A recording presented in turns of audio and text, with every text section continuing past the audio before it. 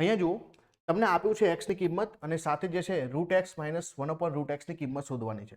તો આ જે છે રૂટ એક્સ માઇનસ 1/√x છે, તો આનો વર્ગ કરી દઈએ આપણે.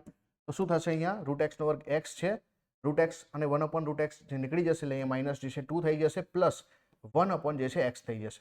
હવે એક્સની કિંમત આપણે મૂકી દઈએ. એક્સની કિંમત જે છે 10 વત્તા 3√11 માઇનસ 2 વત્તા 1/10 વત્તા જે છે 3√11 છે. હવે આ જે છે નીચે છે તો આપણે જે છે ઉપર નીચે જે છે એના વિરોધી કરણી વિશે જે છે તમે જાણતા હશો, એના વડે ગુણી નાખીએ. તો અહીંયા શું થઈ જશે? 10 વત્તા 3√11 માઇનસ 2. ઉપર તો થઈ જશે 10 માઇનસ 3√11, પણ નીચે જે છે a માઇનસ બી અને a minus B a plus B, તો a square minus B square. a એટલે કે 10, 10નો વર્ગ 100 થઈ જશે અને b નો વર્ગ 3નો વર્ગ 9 થઈ જશે, √11નો વર્ગ જે છે 11 અને તો 11 થઈ જશે.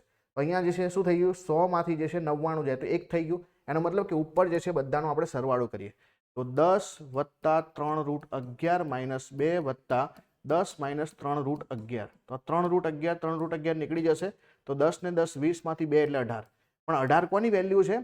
રૂટ એક્સ માઇનસ 1/√x ના હોલ સ્ક્વેરની વેલ્યુ છે. એનો મતલબ કે મારે રૂટ એક્સ માઇનસ 1/√x ની કિંમત શોધવી હોય તો 18નું મારે જે છે છેદને શું શોધવું પડે? વર્ગમૂળ શોધવું પડે. તો 18નો મતલબ જે છે 9 દુ 18 થાય, તો 3 બહાર નીકળશે, 3√2 જે છે આપણો જવાબ છે. તો 3√2 ઓપ્શન નંબર ડી સાચો જવાબ બને છે.